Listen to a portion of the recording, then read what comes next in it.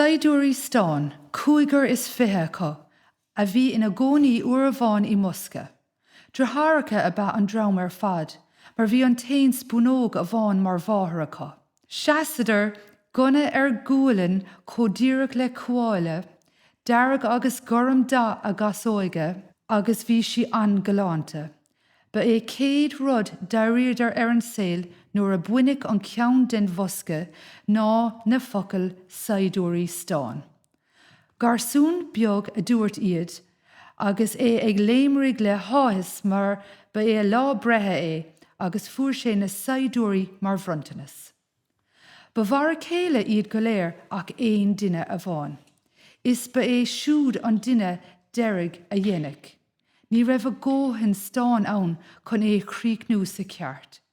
Ach bhí mo gcuine chomh a leachcost agus a bhí na Saighdiúir eile an dá cheann. Agus is don Saighdiúirín leachcuis a bheith méid tagart sa scéal seo. Cuir amach bhórd iad. Bhí lán breagán eile an mórd céine. Ach sé rud is mó a thuirfá faoi deara ná caisleán das aimid. Tríd na fenóige beaga bhí rairc díreach istigh san hala.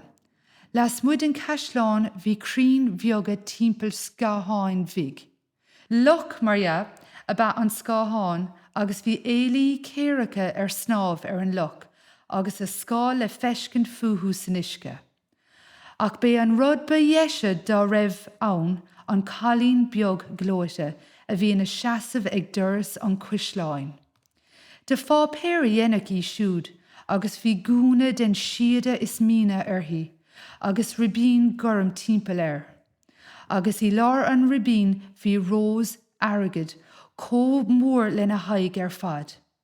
Hín an chalín beag amach a gá láimh, mar rincóir a bhí inti, agus an sin dardig si cos lé faoi gúna cóthard san nar éad an Saighdiúir Stáin I eiscint puin. Agus ceap sé go raibh sí mar bhí sé féin leachcuis.